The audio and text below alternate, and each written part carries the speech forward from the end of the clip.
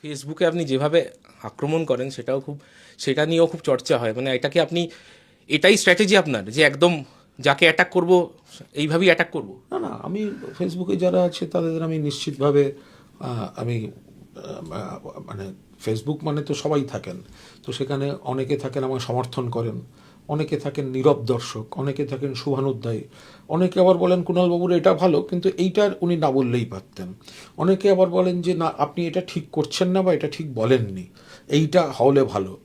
আমি গঠনমূলক সমালোচনা একদম স্বাগত জানাই, কিন্তু যারা আমাকে সহ্য করতে না পেরে একেবারে আমাকে ডিস্টার্ব করতে ঢোকে, মানে খুব মানে মানে মনে হয় যেন তাদের একটা বীরত্ব দেখাচ্ছে ইত্যাদি ইত্যাদি, তাদের অবদমিত সব কাম ক্রোধ ঈর্ষা না পাওয়ার ব্যথাগুলো উজাড় করে দিতে চায়, তো মূলত সেগুলো সব সিপিএমের লোকজন। তা বলে কি কাঁচা একদম?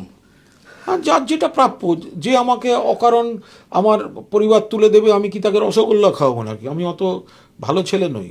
আমি পায়ে হাত দিয়ে প্রণামও করতে জানি, যাকে দরকার আমি প্রণাম করব, যাকে কলার দরকার আমি কলারও ধরবো। এবং এই যে প্রত্যেক দিন বেছে বেছে আপনাকে কিছু মানুষ সেটাকে আপনি কুৎসা বলতে পারেন বা যাই বলুন, একদম যে এটা কি আপনার চেয়ারে বসে ওই রকম কাঁচা গালাগালি যেটা আপনি দিয়ে থাকেন, মানে যেটা অসম্পূর্ণ দিয়ে থাকেন, আমি আবারও কাউকে বলিনি, আমি কয়েকজনকে খারাপ ছেলে বলি, বোকা ছেলে বলি, এখন কে কি ভাবছে সেটা তার ব্যাপার।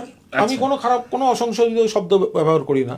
আমার পরিবার তুললে আমি তাকেও বলি তার পরিবারের কাছ থেকে খোঁজ খবর নিতে। আমাকে যদি কেউ কষ্ট করে এসে এখানে খোঁচাতে যায় তা আমি কি তাকে রসগোল্লা খাওয়াবো নাকি? আবার আমি ডিলিটও খুব একটা করে দিই না, আমি অ্যালাউ করি, কারণ মানে সব দর্শকের দেখা উচিত সমাজে ভালো মানুষ আছে, আবার জন্তু জানোয়ারও থাকে, তো সেই জন্য আমি সবটা ডিলিটও করি না, কারণ এদের ভাষা এবং এগুলো বাকিরা দেখে বিচার করেন, আমার কোনো প্রবলেম নেই।